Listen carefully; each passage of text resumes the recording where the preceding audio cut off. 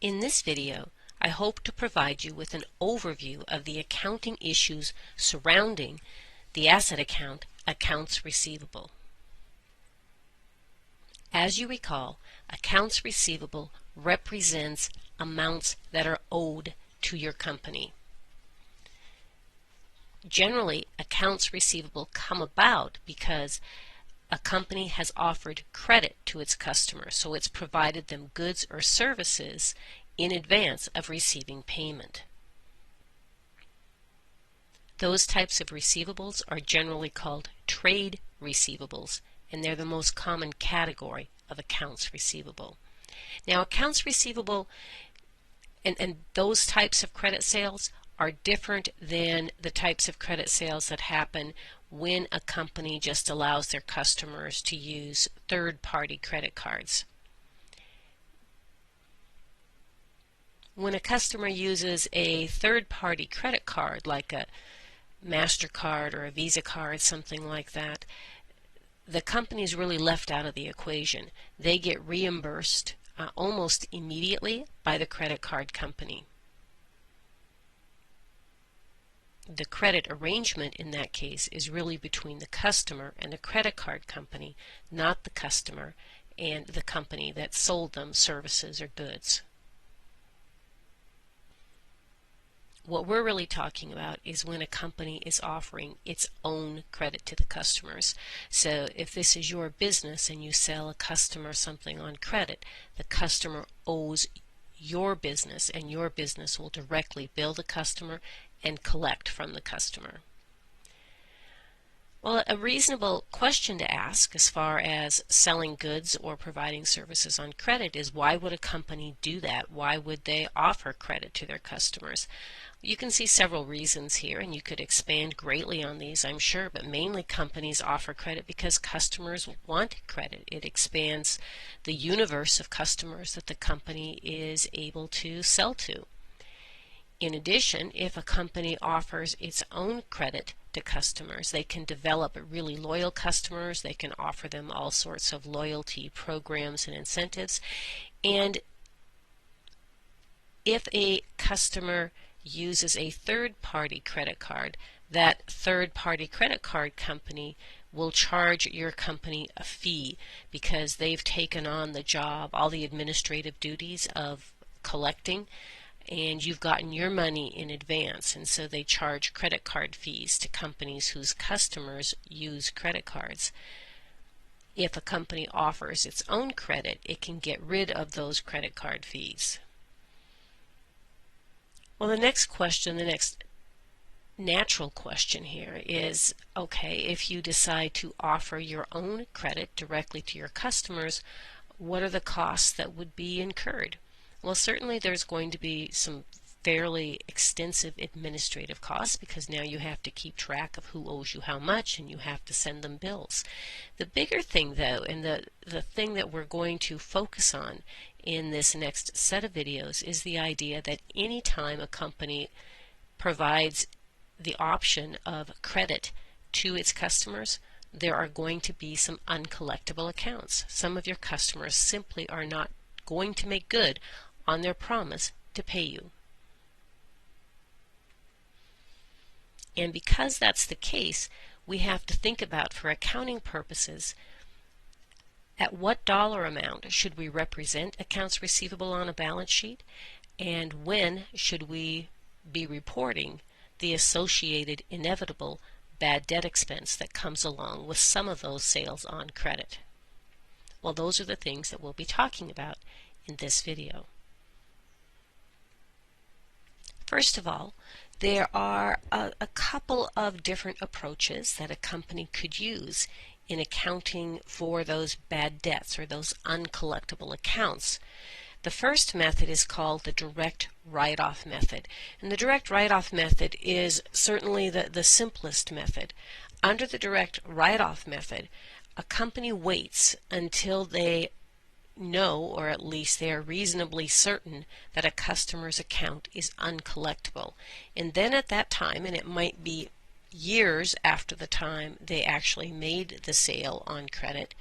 When the company believes that those accounts are truly uncollectible, at that point in time they reduce accounts receivable. They get rid of that asset. They assume it's no longer good, so they back out the accounts receivable, reducing assets, and they recognize bad debt expense in that same amount, reducing equity, retained earnings in particular. Now this method, even though it's fairly simple, is actually not generally allowed under generally accepted accounting principles. And perhaps you can imagine why. Let's say that the company made its sale 5 years ago, and they've been doing everything within their power to collect from the customer, and so they maybe already turned it over to a collection agency, and when that failed, they decided that what that customer owed them was truly uncollectible. So 5 years later, they're recording bad debt expense on their income statement. Well, throughout that 5 years, the company had a bad asset on its books. Accounts receivable was overstated. And they recorded their sales revenue 5 years before they recorded the associated bad debt expense. It just is a bad case of matching revenues to expenses on the income statement, and it doesn't represent the true financial activity very well. And for that reason, if a company has anything more than an insignificant amount of accounts receivable, they are not allowed to use the direct write-off method. So the method that I want you to use, and the method that almost all companies will use, is the allowance method. Under the allowance method, a company has to estimate their bad debt expense at the end of each accounting period, and they record this bad debt expense in an adjusting entry. At the time they estimate the bad debt expense, they don't necessarily know which customers' accounts are going to go bad. It's a generic estimated overall amount of bad debt expense that they're recording. So they don't want to reduce accounts receivable at that point, because they want their accounts receivable to, still contain the names and amounts of all the customers that owe them money. So what they do when they record the bad debt expense is they increase a negative asset account, a contra asset account, that's called the allowance for uncollectible accounts. And they do that adjusting entry every single accounting period.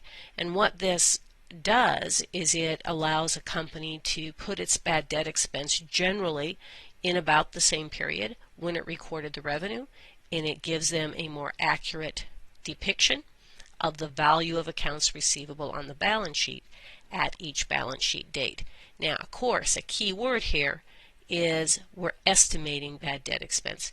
And you'll see that's something that happens a lot in financial accounting.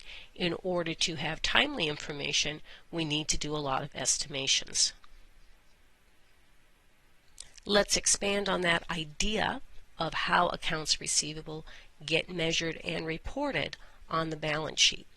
When a company uses the allowance method, their accounts receivable are being reported on the balance sheet at the gross amount less that allowance for uncollectible accounts. And when that's the case, what they're really being reported at is at the amount the company expects to collect. The amount of accounts receivable that a company expects to be able to collect is called the net realizable value of the accounts receivable. Take a look at the example off to the right here. Let's say we have a brand new company, and they provide $100,000 worth of services on credit during their first year of business. Throughout the year, they collect $70,000 in cash from those customers, and as a result, at the end of the year, they would have a $30,000 balance in accounts receivable. So that would be the gross balance, the amount that's actually in that account in the general ledger. Now, at the end of the year, the company may estimate that $2,000 of that $30,000 in accounts receivable is likely to be uncollectible.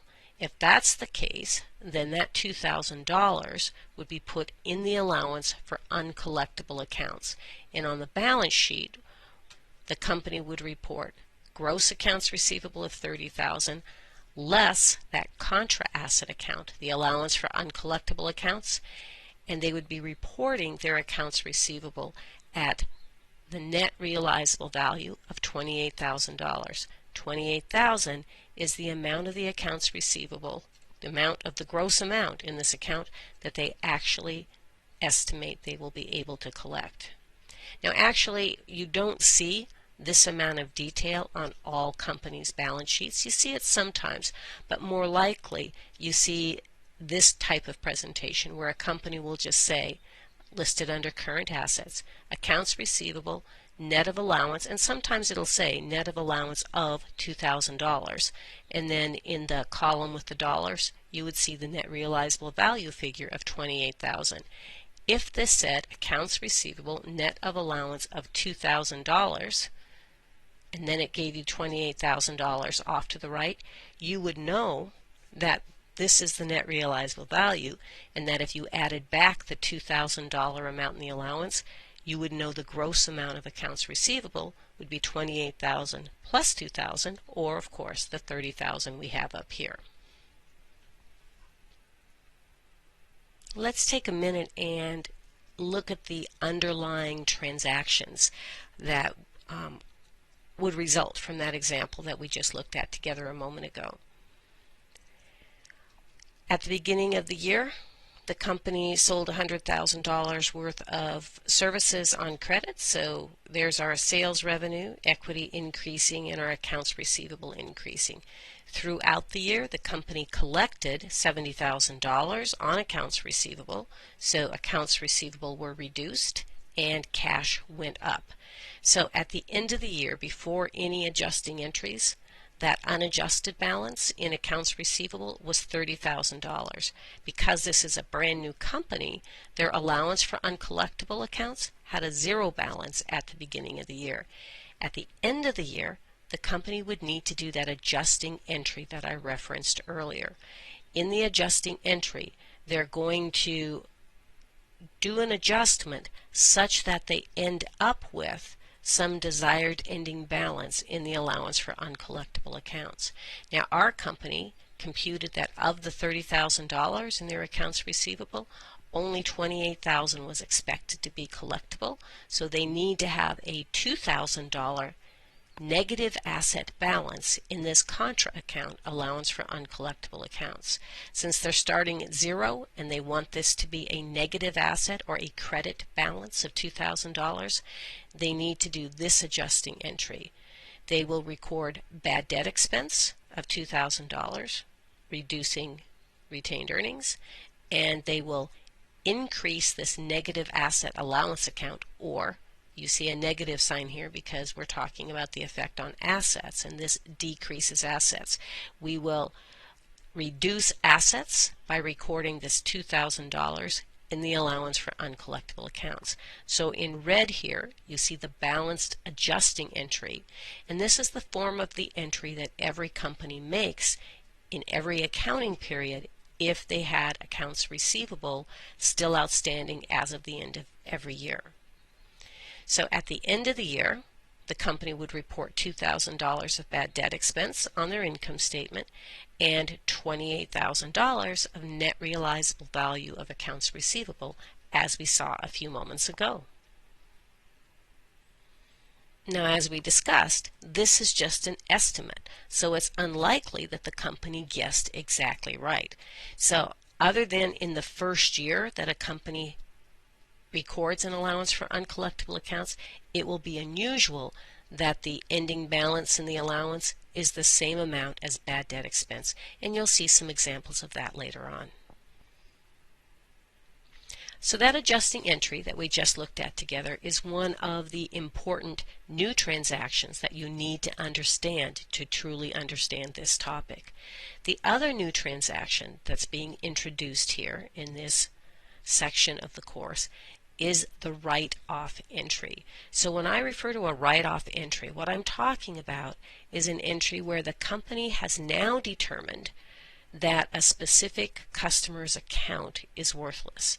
So that customer who bought something from you that cost $500 5 years ago, you've exhausted all means of collecting that $500 from that customer, or perhaps you just got a legal notification that that customer has declared bankruptcy.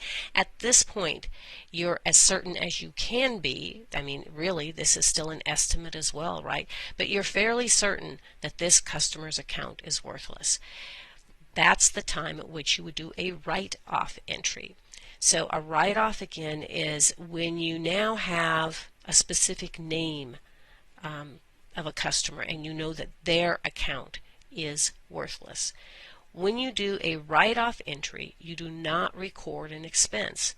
If you think about it, you would have already estimated bad debt expense back in the year or the time period in which you generated that account receivable for that customer.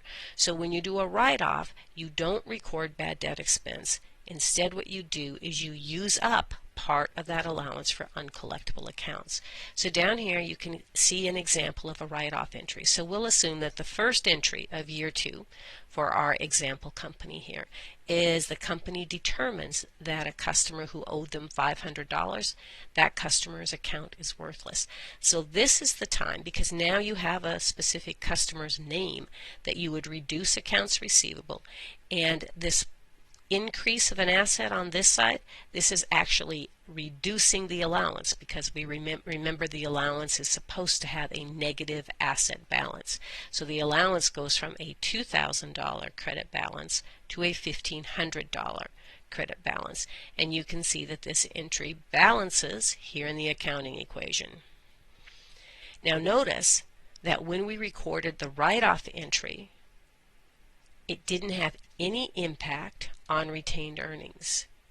It also didn't have any impact on total assets, because we increased and decreased an asset here. And if you look, the net realizable value before the write-off was $28,000.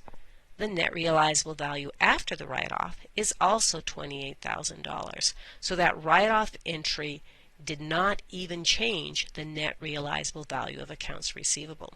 So from an accounting transaction standpoint, it's not a very important transaction. There's no major effect on the financial statements of this write-off. But that's a little misleading, right? The reason that there's no financial effect of this write-off is that we already recorded the large financial effect when we would have done our adjusting entry in an earlier period and estimated for the fact that this or some other customer's $500 account was eventually going to go bad. And that's the point at which we reduced equity by recording bad debt expense and reduced our assets. So throughout the year, a company will record write-offs every time they have information that leads them to believe that a customer's account is worthless. They'll record a write-off. They'll reduce accounts receivable and they'll reduce the allowance for uncollectible accounts. At the end of the year, there's going to be some balance left over in this allowance for uncollectible accounts, because you likely did not estimate exactly correctly. And at the end of the year, you'll just adjust that leftover balance in the allowance for uncollectible accounts and pump it up to be the amount that you think it needs to be at the end of the new year. We'll see that happen in a later example. Okay, well, let's just review briefly the types of transactions that are involved in this type of situation. And you've seen some of these transactions previously. The transactions that I have in red ink here are the new ones that you're learning in this session of material.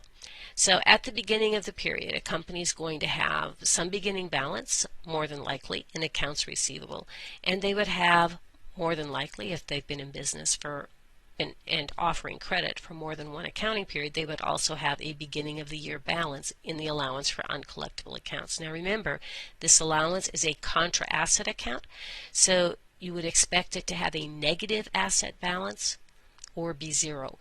It could never be a positive asset balance as of the end of one year or the beginning of another year, because if it was, you'd be saying you would have to add these two things together, and you'd be saying that you expect to collect more than your customers owe you, and that just doesn't make any sense at all.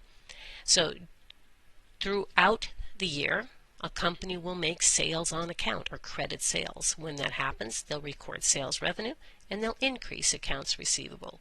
They'll also collect amounts from their customers that will increase cash and decrease accounts receivable. And these transactions happen all year long. The other type of entry that happens all year long is the need to write off specific customers' accounts that a company has determined to be worthless. So every time a company finds out that a customer's account is worthless, they'll do that write-off entry where they reduce accounts receivable and use up part of the allowance by increasing assets. Remember, this sign is talking about the effect on assets. We're increasing assets, but we're reducing this negative contra asset account. At the end of the year, the company will look at their unadjusted balances. That allowance for uncollectible accounts could either have a normal negative balance or an abnormal positive balance. If it has a positive balance, that would mean the company had more write-offs than what it had as the beginning balance in that account. That's okay. If a company is doing a really good job of estimating what the balance should be in their allowance, they're probably going to be overestimating half the time and underestimating half the time. Hopefully, this will be a relatively small amount that's left over in this account. Then at the end of the year, what the company does is their adjusting entry, and this is the adjusting entry where they record bad debt expense and they pump this leftover balance in the allowance up to the amount that it should be. So a company computes what they need to have as this end of the period balance in the allowance for uncollectible accounts. They do that by looking at their accounts receivable and estimating how much of it they don't think they're going to be able to collect. And that's the balance that they want to have in this allowance. They compare this allowance account, the desired ending balance in the allowance, to the unadjusted balance, and that tells them what they need to have as an adjustment amount. Whatever this adjustment needs to be in the allowance, that's the amount of bad debt expense they'll record for the current year. So these two entries in red are the new entries that you're just learning about. And this is the cycle of transactions that happens in the accounts receivable and the allowance for uncollectible accounts throughout each accounting period. It's especially important that you look at and understand the transactions that affect the allowance account itself. And what you want to notice as you look at those transactions on the previous slide is that the allowance gets larger, it becomes a larger negative asset when the company records bad debt expense and by the amount of bad debt expense that the company is recording. And the allowance gets smaller, it becomes used up as the company writes off each customer's account that the company believes to be worthless. So those are the two types of transactions that are affecting the balance in the allowance for uncollectible accounts.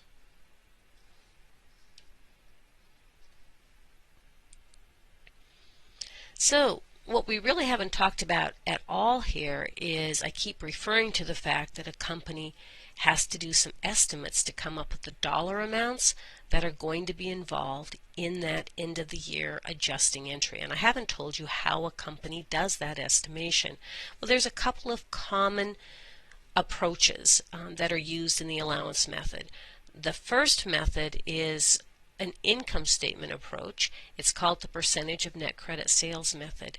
And in this method, a company historically looks at all of its sales on credit and it goes back and it determines on average what percentage of all of our sales on credit have eventually become worthless accounts. And so let's say the company on average can tell that, over the last 10 years about 2% of all of our credit sales eventually turn into uncollectible accounts.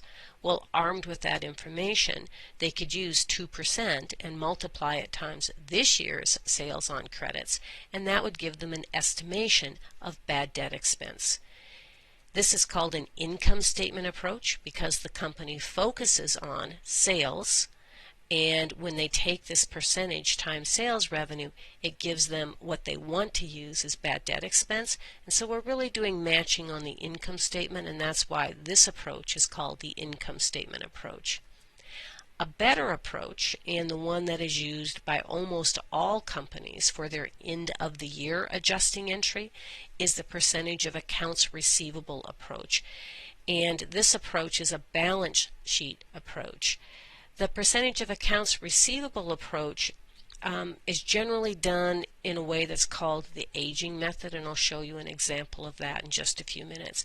But basically, this is a method that's trying to get good matching on the balance sheet. So a company takes a look at its ending balance in accounts receivable historically, and it looks at data to determine how much of that ending balance in accounts receivable has turned out to be uncollectible accounts in the past. And let's say 5% of the ending balance in accounts receivable has turned out to be uncollectible over the last 10 years. Well, the company would take 5% times this year's accounts receivable, and that would be their estimate of what amount of this year's accounts receivable is expected to be uncollectible. In effect, what the company's computing when they take that historical estimated percentage times accounts receivable is the amount that should be in the allowance for uncollectible accounts at the end of the year. So they're matching the accounts receivable to the amount that needs to be in the allowance for uncollectible accounts so that we're properly valuing accounts receivable on the balance sheet. And that's why this method is called a balance sheet approach.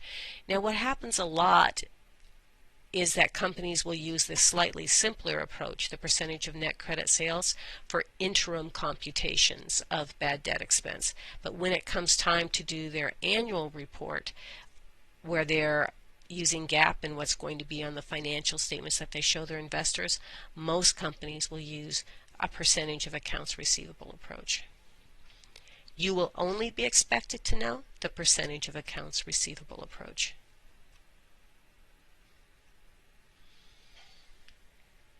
You can read through what's written on this slide. This is basically what I said a few moments ago. And really I'm just summarizing for you here what the methodology is when a company uses a percentage of accounts receivable method. Key to the method is the fact that management has to come up with an estimate of what percentage of their end of the year gross accounts receivable is expected to be uncollectible. And to do that, management usually looks back at their own history. They may have had, there may have been really tough economic times in the past. So if 5% is what has turned out to be uncollectible in prior years and things are looking much better economically now, they may adjust that 5% and use 4% instead this year. It truly is a judgment call. Now, when auditors come in to look at the financial statements, they will always take a look at these types of estimates that management used to make sure that they're reasonable. So in this example, we're saying if in recent years 5% of the balance in accounts receivable has ended up as uncollectible, then that 5% would be the starting point for management to use this year. They would take that 5% times the balance in gross accounts receivable at the end of the current year, and that would give them their estimate of the uncollectible amount. It would give them the desired ending balance in the allowance for uncollectible accounts. When they do that adjusting entry to get the allowance to that amount that they just computed, the other side of the transaction will be bad debt expense. The dollar amount of bad debt expense is not 5% times accounts receivable. The dollar amount of bad debt expense is the plug that's needed to adjust the allowance to be 5% of the balance in accounts receivable. Because remember, generally there's going to be an unadjusted balance in that allowance. What we really need to do here to make this clear is to look at some numbers, because you just have to see numbers for these types of examples. So let's take a look at one together. We'll say that at the end of year 2, we have a company with $200,000 of accounts receivable, and they have a balance in their allowance. This is at the end of the year, so they have a balance in their allowance of $300. And we'll assume that that $300 is a normal credit balance, meaning it's a normal negative asset balance. So throughout the year, right, the company started the year out with some other balance in accounts receivable, and they recorded increases when they sold stuff on credit, decreases when customers paid them on account, and they decreased accounts receivable and the allowance whenever they did a write-off entry. The allowance for uncollectible accounts would have started the year out at a much higher negative asset balance, and it's been reduced throughout the year for all write-off entries. So this is the leftover balance in the allowance. If management estimates that 5% of accounts receivable is uncollectible, then management would take that 5% times the $200,000 ending balance in accounts receivable, and they would come up with a $10,000 desired ending balance in the allowance. So this $10,000 is not bad debt expense. This $10,000 is the desired ending balance, or the adjusted balance in the allowance. So if the allowance account currently has minus 300 in it, and it needs to have minus 10,000 in it, the adjusting entry has to be for the difference, or $9,700. So you're going to increase the allowance, make it a larger normal balance by $9,700. We're reducing assets there, so that's why you have a negative sign. You're going to reduce assets by $9,700 and reduce equity by $9,700. Now remember, these signs are telling you the effect on the accounting equation. We would refer to this balance in the allowance as $10,000. We wouldn't say negative $10,000. If we say $10,000, that just means it's a normal balance, and a normal balance for the allowance for uncollectible accounts is as a negative asset. And over here, it's really the same concept over here. If I asked you what's the balance in bad debt expense after this adjusting entry, you wouldn't say minus $9,700, because this is a positive expense. It's a positive expense. You would just say $9,700. But under the accounting equation, we know that expenses reduce retained earnings. And so when we're using this style of recording things, both of these transactions will have negative signs in front of them. After our adjusting entry, the allowance will have the desired ending balance of 10 grand in it, and accounts receivable will be reported on the balance sheet at the amount they expect to collect, which is $190,000. That $190,000 is the other 95% of this $200,000 balance in accounts receivable. Well, now let's look at a slightly more realistic method of applying the percentage of accounts receivable approach. So let's look at a pretty simple example that illustrates the aging method. So under the aging method, a company basically splits up its end-of-the-year accounts receivable and categorizes all the accounts by how old those accounts are. And by how old the accounts are, I just mean how long customers have owed that money. Each age category of your accounts receivable will get a separate estimate of uncollectability. So here's an example, and in this example we're going to assume that the company has total accounts receivable at the end of the year of $8,510. So these are all of the customers that owe the company money, and this is the total amount that each customer owes this company. The company has taken this accounts receivable balance of $8,510, so that's the amount that's in the general ledger, and it's looked at the detail as to when these customers owed the company money and how long the customers have owed the company money. So if you look, we have this one customer over here, J. Clark, and J. Clark has a $750 balance. They owe the company $750. They've owed 50 of it for between 31 and 60 days. 200 of it is older. They've owed that for between 61 and 90 days. And this other $500 is over 90 days past due. So these are all age categories by how many days overdue these accounts are. And then balances over here just mean that these customers' accounts are not overdue. So the company basically has 5 different age categories. And every company will age their accounts receivable differently. There's very different collection patterns for companies. So once the company has aged its accounts receivable, they then go and they look at history and they determine, okay, what percentage of the current accounts do we think are going to become uncollectible in the future? What percentage of these oldest accounts do we think are going to become uncollectible? And generally, as you would expect, the older the account is, the higher this percentage is expected to be. So now I've added the percentages in. So management came up with the following percentage. Of the accounts that are not yet due, they only think about 1% of those will eventually become uncollectible. So 1% times 5,100 is $51. They think 20% of these oldest accounts are likely to be uncollectible. 20% times $500 is 100. And then these were the other percentages assigned. Instead of just taking one average percent times 8510, we're getting more accuracy by providing a more specific percentage to each of our more finely defined categories of accounts receivable. If you add all of these up, that gives you the desired ending balance in the allowance. And mathematically, if I did my math right here, that adds up to $298. This is the dollar amount that the company wants to have in the allowance after the adjusting entry, because with this math, it should be pretty clear to you that we're saying that of this $8,510 that the customers owe, our best estimate is that we'll never collect $298.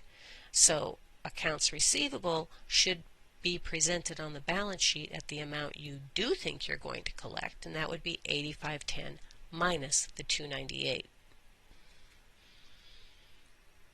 So let's take a look at what we would actually need to do as an adjusting entry.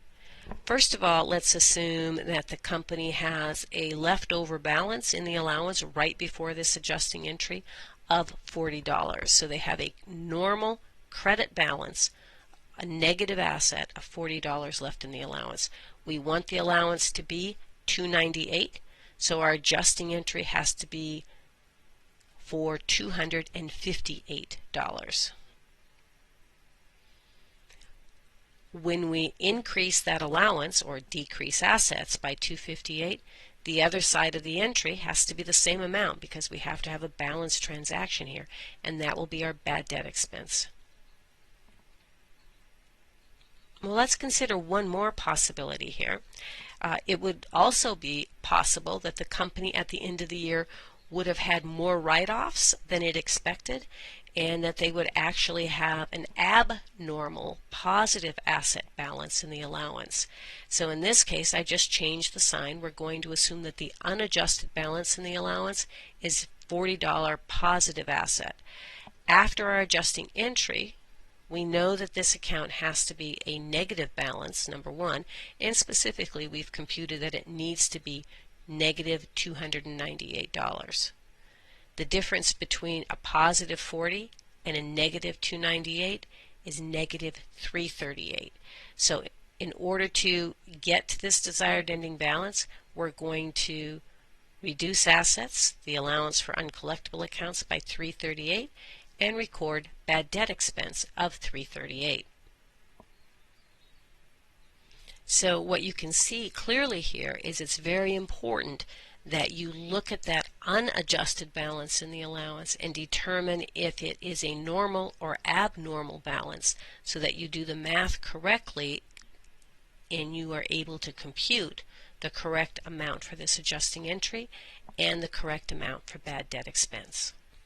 Finally, as you might expect, companies monitor their accounts receivable closely, and they're continually doing some financial analysis of their accounts receivable. That type of analysis generally involves how large accounts receivable is, has it been growing or shrinking over the years, and the size of the allowance for uncollectible accounts. Is that allowance of an adequate size?